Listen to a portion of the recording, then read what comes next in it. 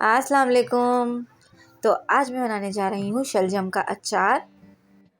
इसमें हमने गाजरें भी ऐड करी हैं, अगर आप चाहें तो सिर्फ गाजरों का भी बना सकते हैं। तो इसके बनाने के लिए सबसे पहले हमने लिए 1 किलो शलजम, आधा किलो गाजर, नमक 2 खाने के चमचे, राई आधा पाव, लहसुन आधा पाव, कुटी हुई मिर्चें 75 ग्राम, 1 इंच का टुकड़ा अदरक का और उबला हुआ पानी। अब सबसे पहले हम गाजर और शलजम को छील कर इस तरीके से कट कर लेंगे। शलजम हमें गोल मोटे मोटे कट करने हैं। फिर हम इन्हें उबाल लेंगे। ये देखिए इस तरीके से हम इन्हें एक जोश दे लेंगे।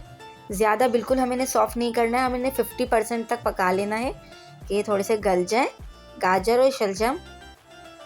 ये देखिए,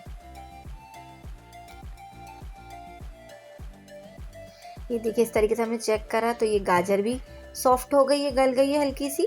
और इस तरीके से हम शलजम को भी चेक करेंगे। ये देखिए इसमें शलजम भी गल गया है। तो हम इन्हें छान लेंगे।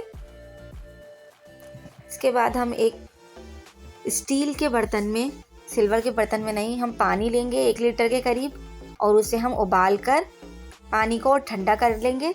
ठंडा से मुराद है कि रूम टेम्परेचर पे आ जाए, पानी गर्म ना हो।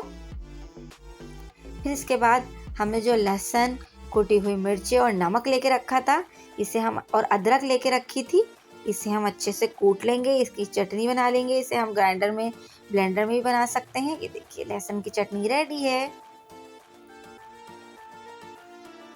इसी में हमने अदरक भी ऐड कर दी थी, जो हमने 1 इंच का टुकड़ा लिया था।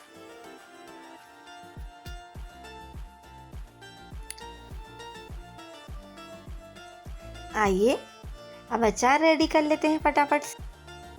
अब देखिए हमने ले ली है आधा पाव राई। ये देखिए इस तरीके से राई को हमने पिसी हुई राई ली है। अगर आप साबुत लें तो फिर आप उससे भी पीसिएगा। ये देखिए इस तरीके से तमाम जो उबली हुई हमने जो गाजर और शलजम है वो हमने छान के इधर रख ली है। अब हम इसमें राई ऐड करेंगे पिसी हुई। ये देखिए अब हमने इसमें जो लहसुन की चटनी बना के रखी थी वो हम इसमें ऐड कर देंगे। इसे हम अच्छे से मिक्स करेंगे। बस अच्छे से मिक्स करके जो हमने पानी उबाल कर और ठंडा करके रखा था वो पानी हम इसमें ऐड करेंगे। याद रहे इसमें गर्म पानी ऐड नहीं करना है। अब हमने इसे अच्छे से मिक्स करेंगे।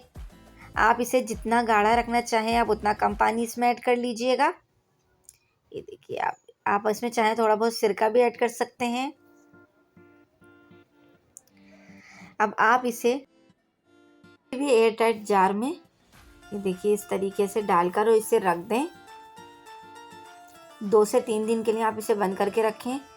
रोज़ाना आप इसे शेक करें, अच्छे से हिलाएं ताकि मिक्स होता रहे। और अब देखें 2 से 3 दिन बाद अचार तैयार है। सब्सक्राइब जरूर कीजिए। Thank you.